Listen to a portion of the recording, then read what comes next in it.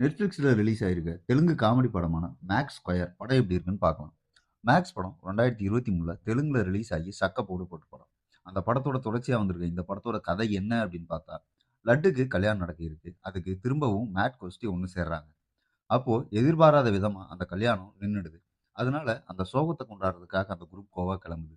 ஏன்னா லட்டு தன்னோட ஹனிமூனுக்காக புக் பண்ணியிருந்தது கோவா. அங்க போனதுக்கப்புறம் அவங்க சந்திக்கிற பிரச்சனைலாம் என்ன?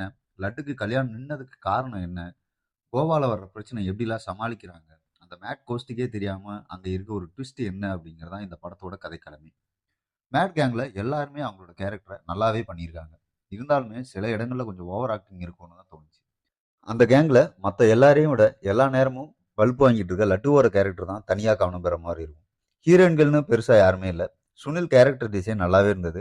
அவர் ஃபோன் பேசுற சீன் எல்லாமே ஜாலியா இருக்கும். பின்னணி இசை ஓகே ரகம். ஆனா தேவையில்லாத அணியா பாட்டு வர இடம் எல்லாமே நம்மளுக்கு கடுப்பு கிளப்பிடும்.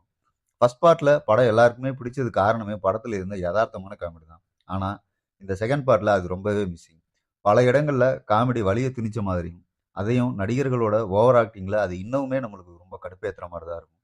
ஆனா படம் ஆரம்பத்துல கொஞ்சம் லைட்டா கடுப்பேத்தினாலும் போக போக கொஞ்சம் நம்மளுக்கு செட் ஆகுற மாதிரியே ஃபீல் ஆயிரும். வலிய திணிச்ச காமெடி, சம்பந்தமே இல்லாத பாட்டுன்னு இருந்தாலும், சில காமெடிகள் வந்து பல இடங்கள்ல நல்லாவே ஒர்க் அவுட் ஆகியிருக்கு. இயக்குனர் அனிதீப் கேமியோவா என்டர் ஆகுற அந்த சீனும், அங்க ரிவீல் ஆகுற ட்விஸ்ட்டுமே யாருமே எதிர்பார்க்காம செம்ம கலகலப்பா இருக்கும். அங்கங்க தூவி விட்ட மாதிரி வர்ற அந்த காமெடியும் நம்மள படத்த முழுசா பார்க்க வச்சிருது. ஃபர்ஸ்ட் பார்ட் அளவுக்கு ஒர்த் இல்லனாலும், இது ஓகே ரகம் தான். தமிழ் டப்பிங் நல்லாவே இருந்தது. ஒரு டீசென்ட் வாட்ச்சா இந்த வீக்கெண்ட பொழுதுபோக்கணும் அப்படின்னா, நீங்க தாராளமா இந்த காமெடி படத்த பார்க்கலாம் மக்களே. அடுத்த ஒரு விமர்சனத்தில் சந்திப்போம். நன்றி.